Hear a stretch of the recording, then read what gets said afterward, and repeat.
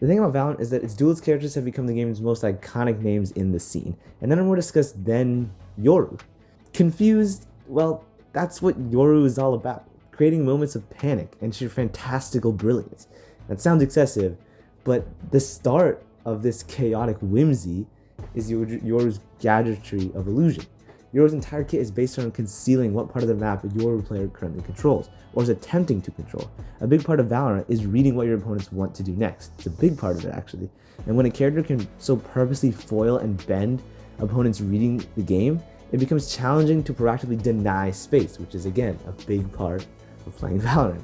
Thus, any opponents facing it must switch to playing a more reactive style. Yoru played correctly dictates the pace at which the game is played and leaves any challengers at odds with what comes next, because how can you when he's TPing into your face? No ability more clearly defines Yoru's confusion than his gate crash. Since being given the power to fake a teleport in patch 4.04, enemies are now forced to check a TP sound and continue watching for a standard entry, as there's no way to distinguish between a normal TP and a false one. Enemies that have one of two options: hold their ground and hope they guess Yoru's positioning correctly, or concede large amounts of space and re-clear the area as a team. The latter being the more successful against Paper X and their iconic Yoru comps. Again though, it is exceptionally standard for teams to try to proactively stop the chaos Yoru creates from occurring. The problem is that few agents can quickly spot out Yoru, with these agents being Sova and Fade.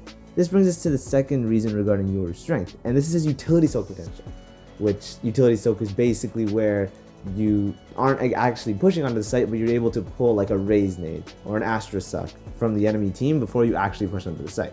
And due to Yoru's quick traversal of the map, multiple site fakes can be executed in a single round. This can pull early utility from a defending or an attacking opposition, meaning the other team has less utility to use for any executes or site retakes, which is incredibly important and very common in Valorant. Yoru's fake out ability enhances his soak potential, as he can allude to audio cues that are not directly correlated to your team's push for space.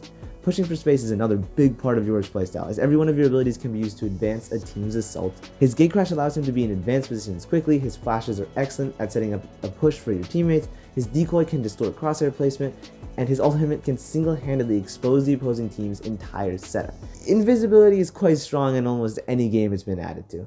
With all these seemingly notable positives about Yoru being pointed out, one might wonder why he isn't played that often. The most straightforward answer is that most other agents in Valorant simply offer more baseline value than Yoru does, aka their floor is higher than Yoru's floor. And while Yoru's floor is low, his potential ceiling is ridiculously high. The coordination and creative processing required to execute Yoru takes time that many professionals don't feel is worth in the long term. Hopefully with teams like FPX and Paper X playing the agent more, we will start to see pro teams give higher stock in utilizing more agents to the fullest.